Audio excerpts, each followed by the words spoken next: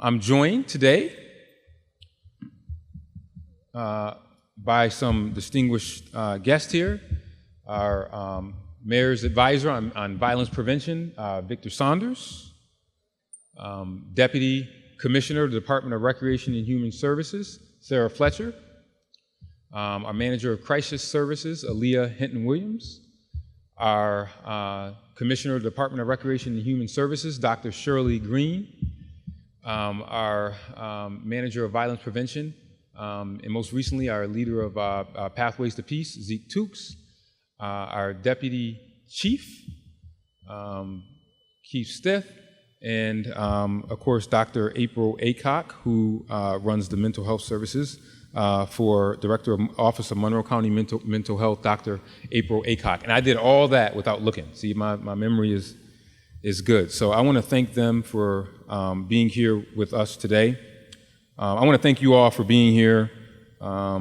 We want to give a brief update on the mass shooting that took place last Sunday at Maplewood. And we're also here to announce some steps we're taking to help our community heal from the trauma of this incident. I just want to say again that events like this can't be normalized. They cannot be normalized, and they cannot become a part of the regular DNAs of our community.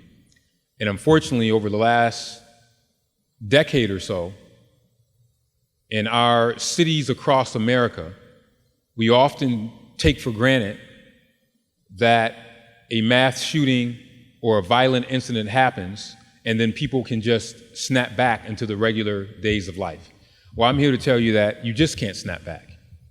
You can't go back to the regular days of life as if anything did not happen. And that's why it's important that we provide mental health services for our folks. Before I get to the mental health services, I want to say that the state government, as well as our federal government, who I've been in contact with regularly, have been great in terms of offering support for anything that we may need. You know, pulling out a gun and opening fire in the middle of a city park with hundreds of people, including children and babies, is way beyond deviant behavior. So we should just get that right out of the way. It's a depraved indifference to human life, and we need to call it as that. That is what it is. We're not going to accept it, and we need to make sure that we say that those standards are completely unacceptable, and we need to raise our standards to say that that is wrong. It's not what we want to see, and it's not what we want to see in our community. But one way we're going to we have to recognize this trauma or this trauma that exists in incidents like this, is call it out and make sure that we provide spaces for our community to be able to heal. So this week you're going to hear about a series of walk-in counseling sessions with trained therapists at our R centers, where community members who've been impacted by violence can go and get the support that they may need in the short term, but also be able to connect with people who will be able to help them over a long term. I want people to understand, when you have someone in a park that went there for a barbecue or to push their child on the swing, but then have to be met with gunfire, the implications of that are far-reaching. So although the city and county can't solve this by ourselves, it's important that we provide that space.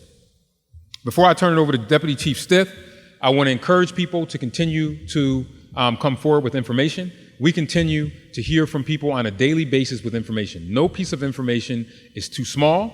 No piece of information is too insignificant. They're all significant. And one of the things that I can tell you that I've been very happy with in the community this past year is the number of individuals that have come forward with tips, that have called the mayor's office, that have called major crimes, the photos that have been sent, the videos that have been sent. People in this community have had enough of this nonsense. They've had enough. And they want it to end. And they are doing everything that they can to make sure we bring these individuals to justice.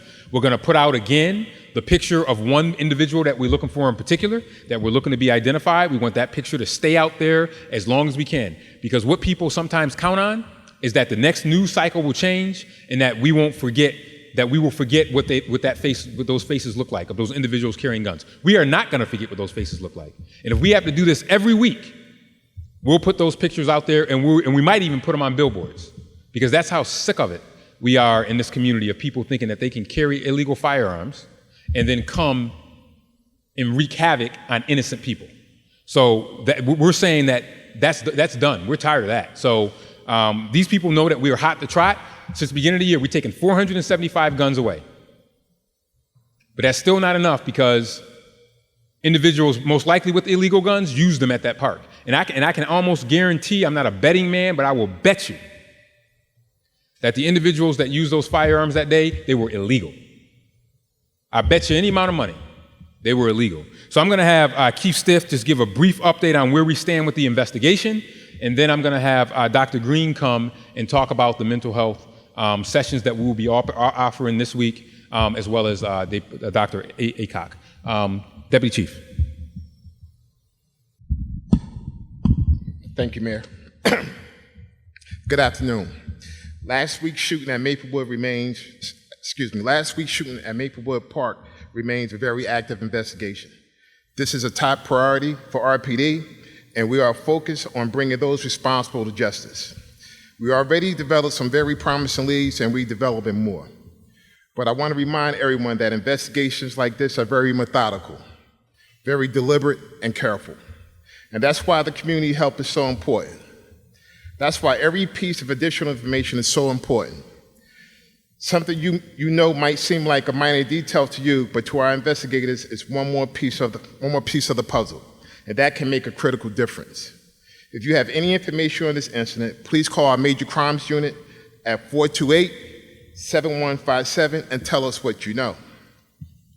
One piece of that puzzle we want to fill in is the identity of the person in the photo we distributed last week. Our communications director, Barbara Pierce, has this image and was shared again today. This man was at the park with a gun at the time of the shooting, and we want to know who he is. If you recognize this person or you have any information on this incident, please call our Major Crimes Unit at 428-7157 and tell us what you know. Like Mayor Evans said, we can't allow any incident like this to become normalized in our community. Anyone who would do something like this doesn't deserve any semblance of respect. They don't deserve your silence. They don't care about our community. They don't deserve to be on the streets where they can't commit more violence. These cowards deserve to be arrested and prosecuted to the fullest extent of the law. Maplewood Park is our park. The people who gather there are from our community. Let's protect our park and protect our community. Please call us and tell us what you know. Thank you. Thank you, Deputy Chief. And we know that there are people who might have more information on this. They have data on this. They know, they have data points on things that they may remember. And we've gotten lots of information. We have lots of promising leads. But we need help to be able to complete that entire puzzle. And that one picture that we're handing out is a big piece of that puzzle. We want to know who that individual is so we can speak with him. So please come forward. Crime Stoppers offers a reward for information leading to an arrest. So keep that in mind. And then the other thing I'll say is that people can remain anonymous. A lot of the stuff I got was anonymous, or they wanted to remain anonymous. So a lot of the information that we have gotten have been from anonymous sources. The pictures, the videos, a lot of this stuff is from anonymous sources. So it is critical that people understand that they can be anonymous if they so choose.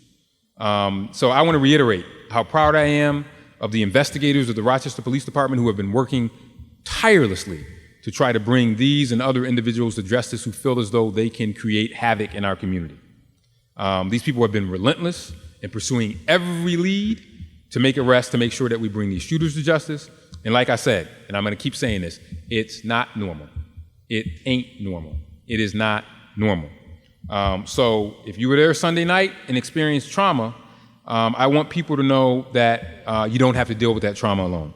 The city of Rochester and Monroe County are here for you to begin that healing process, which will not take place in a week or 2 weeks. You know, years ago, we didn't really talk about trauma openly. It was something that people didn't think was okay to talk about publicly. We thought it was kind of soft to talk about mental health and trauma and healing. It sounded squishy. But we now know, the data tells us that if you don't talk about it, and if you don't address it, you are only perpetuating more trauma. And there's nothing more traumatic than being in a park and being shot. So the City of Rochester and Monroe County are here to help to begin that healing process. And I want to turn it over to Dr. Green, who will step forward to talk about some immediate steps that we're taking to start that process. And I want to underline, start the process and immediate steps. Over the next weeks and months, there are going to be more long-term processes as well, but we're living right now in the immediate moment, and I want to have Dr. Green come speak to those. Doc? Thank you, Mayor.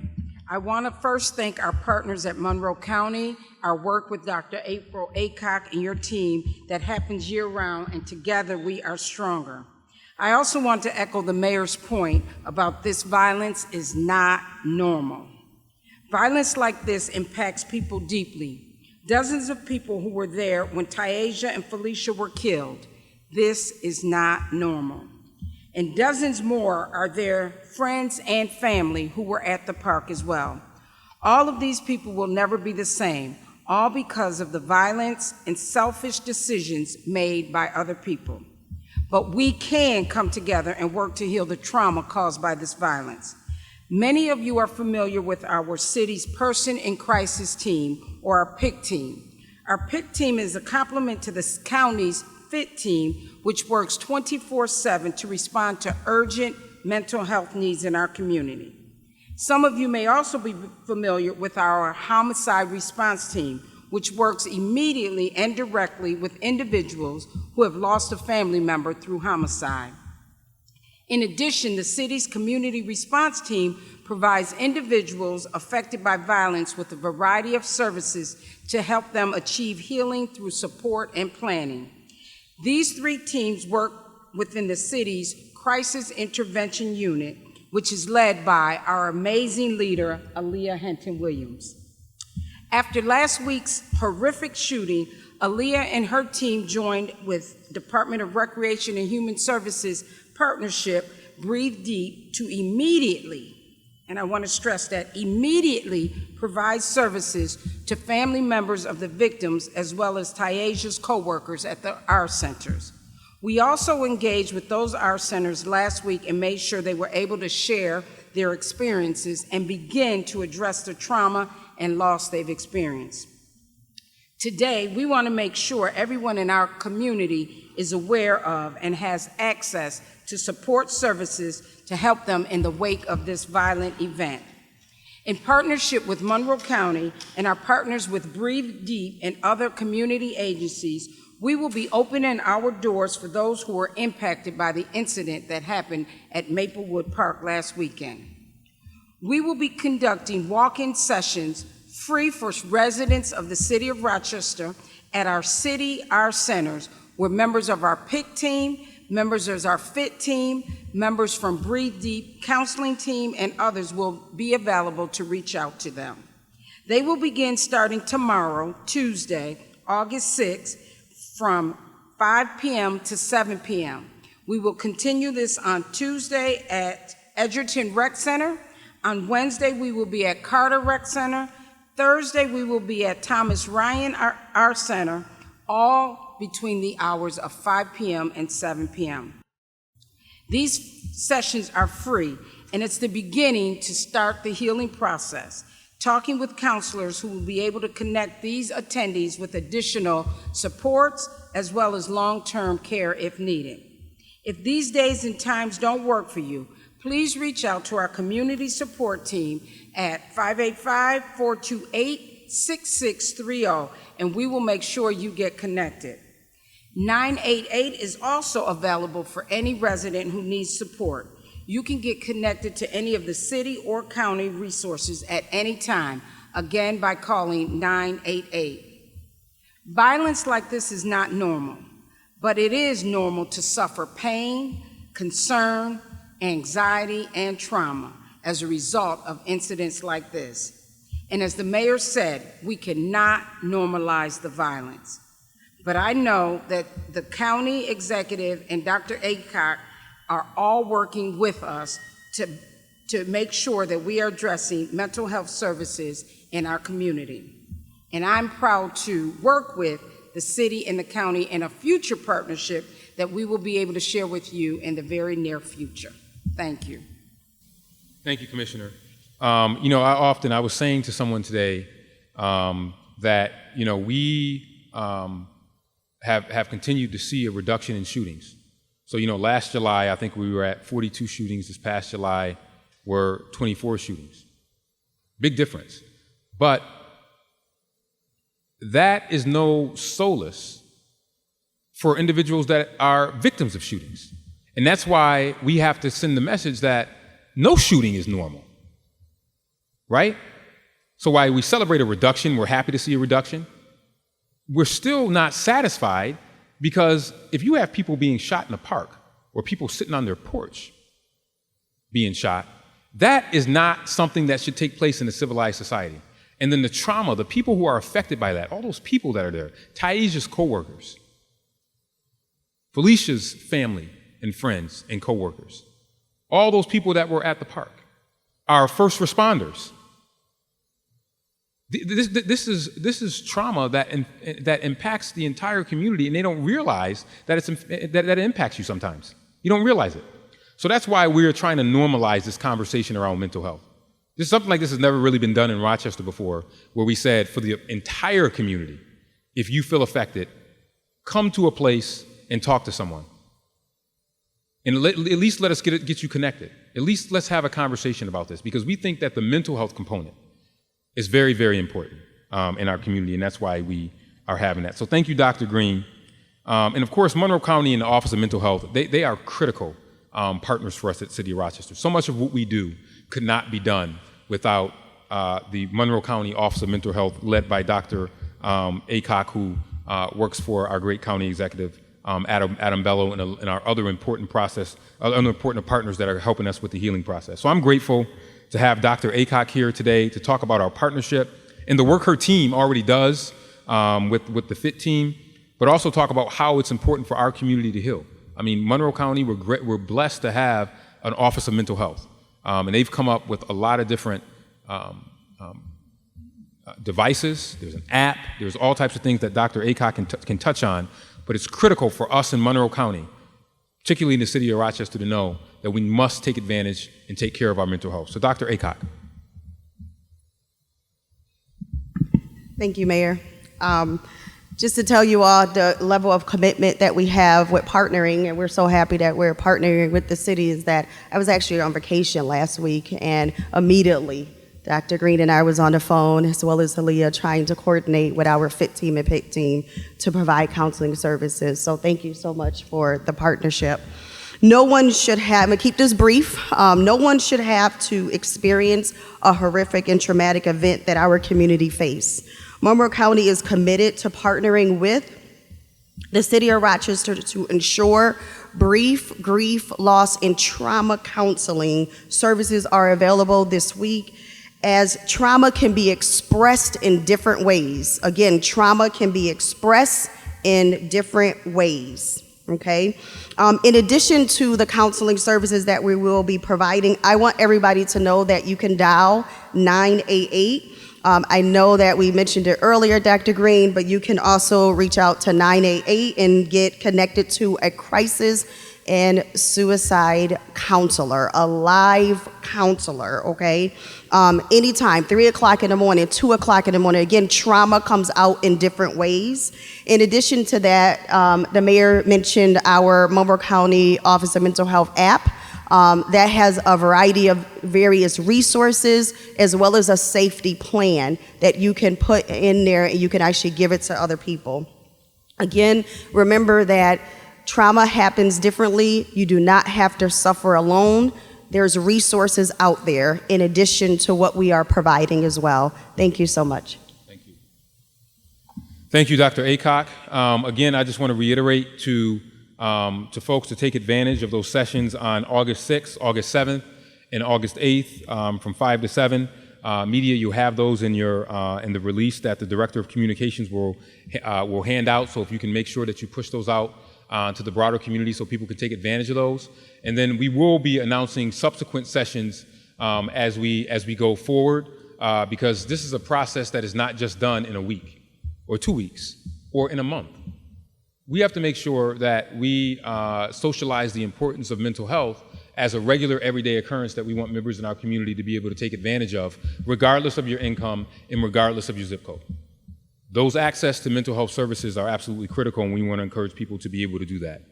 But also, I want to make sure that people in the community continue to send in your tips to make sure that we can bring individuals to justice, not just for this crime, but any other crimes that may have been committed in our community.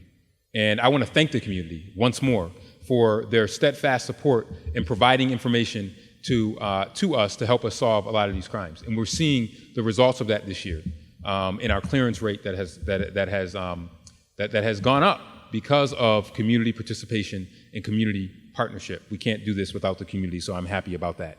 We have the opportunity to take a few questions before we wrap up. So if anyone has questions, I'll just go right down the line. Isabel.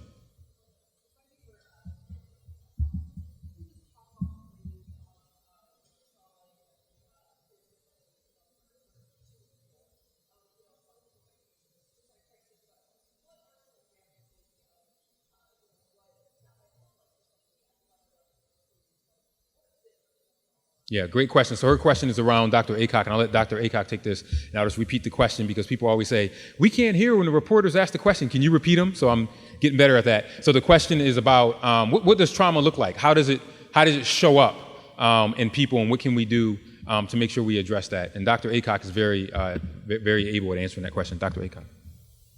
Thank you. So briefly, this is there's more symptoms that people can experience. Sometimes people do not want to talk at all. Okay, so they completely shut down, don't want to talk about the situation. Sometimes you have people who want to talk about it.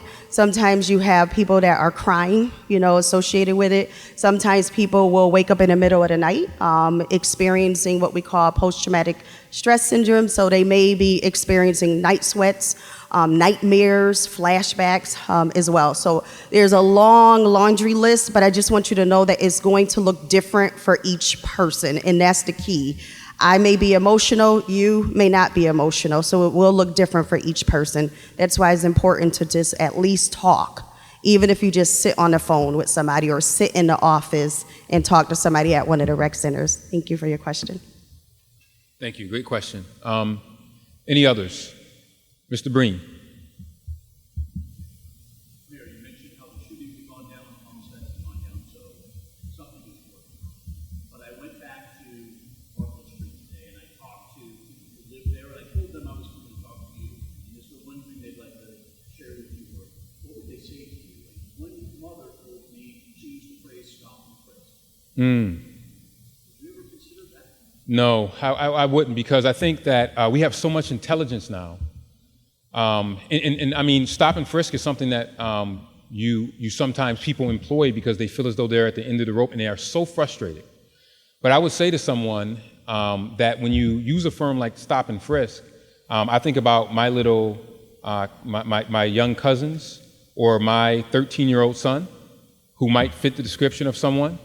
And what if he stopped and he didn't have anything to do with the crime?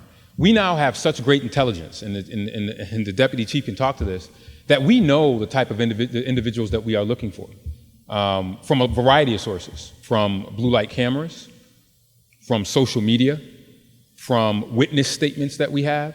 So what we do in Rochester is that we have a more targeted approach to the individuals that we are looking for, so that way we are not, shall I say, targeting an entire community, and therefore you have a dragnet, and then you end up bringing in innocent people.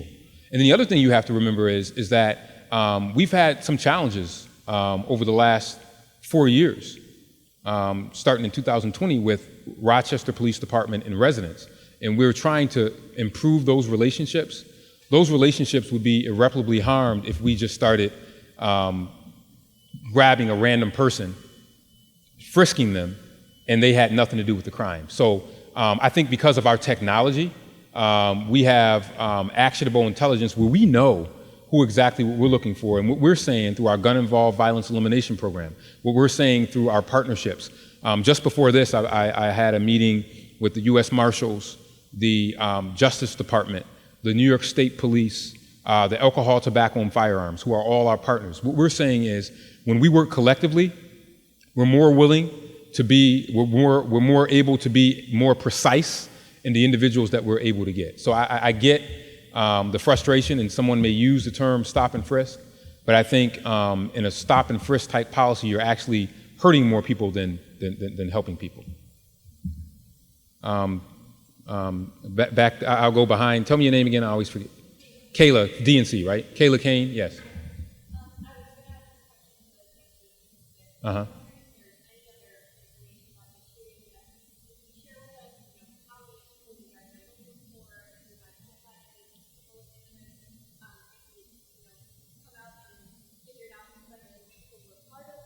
Yeah. Well, I already know what he's going to say, so I can answer it for you. That's all part of the ongoing investigation, obviously. And obviously, you have seen, I will say that you have seen pictures that you should have this other picture that's out there. I would say that's important. That's an important part of the investigation. But I will tell you that one of the things that you don't want to do here is jeopardize an investigation. But I will say, and I'm sure I can speak for the deputy chief here, that there are lots and lots of leads related to this, lots and lots of theories that are related to this, lots and lots of individuals that have come forward as it relates to this, as it relates to this incident. So I would say stay tuned in terms of all of that. But what I really want to impress upon you and the broader community is that we just need continuously to put that information out there. I'm amazed that just randomly, someone will call the mayor's office and say, hey, we're sending you this picture. We're sending you this video. And they say, oh, I don't know if it's going to help. And we say, no, send us everything that you have. So no information is too small. And I would urge you one day, you can look at some of these past cases. Technology is a major benefit for us today. It is a major benefit for us today because we have cameras in more places where we didn't have them before. Almost everyone is a mini reporter because they're carrying their cell phones in their pockets. And that is invaluable evidence. So all those things are important as we look to try to close out this investigation. And we will continue to be as transparent as possible in terms of information and forthcoming that we give the community because we feel as though by doing that, people will give us more information. But we'll also be very vigilant in making sure that we don't compromise any pieces of the investigation as it relates to trying to bring these individuals to justice. I can take one or two more questions before we wrap up. I'm sorry. And can you just tell me your name because I don't think I've... Oh, Marsha, okay. Yes, Channel 10. Yes, good seeing you. Good seeing you. Yes, hi.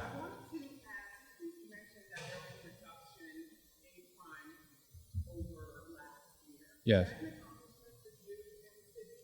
Well, I'm always careful not to pat myself on the back when shootings or homicides go down. Because we have to remember, in an industrialized nation like the United States, I believe that we should have zero shootings. Now, I know that may not be realistic because we have the proliferation of illegal guns, and I gave that number, close to 500 illegal guns taken off the street. But I just think that any shooting or any stabbing or any killing is senseless and barbaric in the 21st century in America. So while I am gratified that we have seen a huge reduction in shootings, I am not satisfied because how can I be satisfied when I was just on the phone with Taisha Manning's father? Or how can I be satisfied when I had the family, the father and the grandmother and grandfather of the young man who was the victim of an arson where some cowards set a house on fire? How could I be satisfied with that? So while I'm proud that the numbers are going down and they're going down in the right direction, I won't be satisfied until we get at functional zero in our community. Because there are countries in the world that are industrialized where they have not had a single shooting homicide in decades. The mayor of Glasgow, Scotland, Susan Aitken, we were in a group in the mayor's Bloomberg group, and we all went around the room and talked about the challenges that we have. And I said gun violence. And she looked at me like I had two heads. She said, we haven't had a shooting in Glasgow, Scotland that resulted in violence and someone being violently killed in decades. Isn't that what we want for Rochester? Isn't that what we want in America? That's what we have to aim for. So while I am very satisfied about the reduction that we've seen, I'm not gratified. Because how can I be gratified when someone can't sit on a porch and not get shot? How could I be gratified when a child can't go to bed and know that they won't wake up the next morning because someone decided to set their house on fire?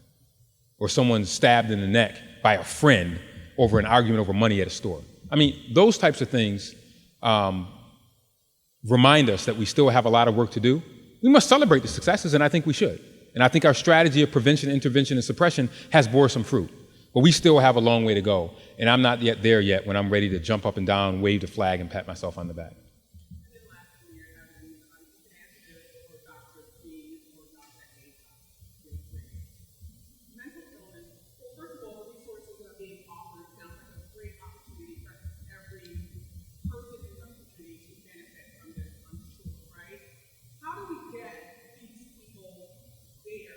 Yeah.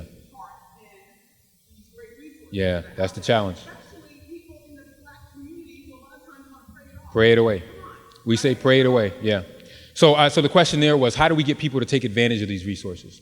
And I'll let Aaliyah, Dr. Aycock, and Dr. Greenway in here, is that one of the things I think that we're doing is we are putting them in safe spaces like our centers to say, okay, you know, this is a place you may not want to come, but you can come. You don't have to go to an office or city hall to come and do those things. I hope that will help.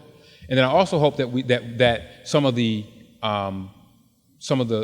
therapists and counselors that we are using are people that can relate to them. I think that also is helpful there. Dr. Green or Aaliyah, I don't know if you wanted to add any more in terms of how we can get people to take advantage of these services. Well, obviously, the first step is to offer it. I mean, our community has to know that we care and that we genuinely care. The reality is that what has happened is tragic, it's heartbreaking, and there are families and waves of people who have been impacted by what has happened. And so I think that the Crisis Services Unit, the PIG team, the FIT team, that we're ambassadors of this work. And so we're able, in our contact with people on a day-to-day basis, to talk about what's available in our community at every opportunity. And we both teams and unit, we work 24 hours a day. We meet a lot of people day in and day out. So we need to make sure that the community is aware of these services and opportunity and encourage people on attending and participating and helping to remove barriers in accessing those services. So whether it's transportation or just feeling a little hesitant about participating, we want to encourage and motivate our community to understand community trauma and take advantage of opportunities to try to reduce it. And then I'll also add that both Dr. Aycock and Aaliyah's team, Dr. Green's team, as well as Zeke's team, there are street teams that we have that are out in the community. I think when you're on the street talking to those people one-on-one, that's where the connections really can be made, to say this is where you need to go. And I know this as the son of somebody who was part of streets teams. And I would go with my dad under the bridge, around corners, all over the place. And he would have to ask people sometimes 6, 7, 8, 9, 10 times before they decided to take advantage of those services. But when you have credible people that can build that rapport and messaging, they see those same people over and over again, and then eventually they say, you know what, I'm gonna take you up on your offer. So that's why even these sessions that we're offering here, we know that these won't solve the problems overnight, but we hope that this will continue to be an entryway to get people connected and then get them to try to continue to draw in. Because as a community, not just around this issue, but around mental health broadly, we need more people connected to mental health services. It is the number, gun violence, mental health services, and addiction are the top 3 issues in Monroe County that we continue to deal with. But the mental health piece is something that we have to continue to highlight to the top and use every avenue available to get people to take advantage of those resources. I can take one more question before we wrap up, if anyone has one. Yes, I believe you are with Channel 13? Natalie, Channel 13, yes.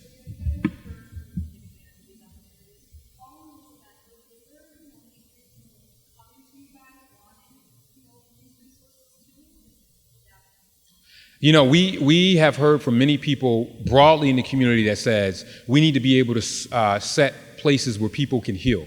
And you know, at Maplewood Park there was an event, I believe it was last Thursday, that was held where you had community health workers, social workers that were there. They had their green tags on, and that was in that space to allow people to be able to come forward. So there's been a lot of people, I believe, that have said people need to have people that they can speak with, and we need to be able to do this for the long term, but also to remind people of the existing services that are out there, because we don't do that enough. We need to remind people of the existing services that are out there that we want to have people take advantage of. So there's definitely a need for it.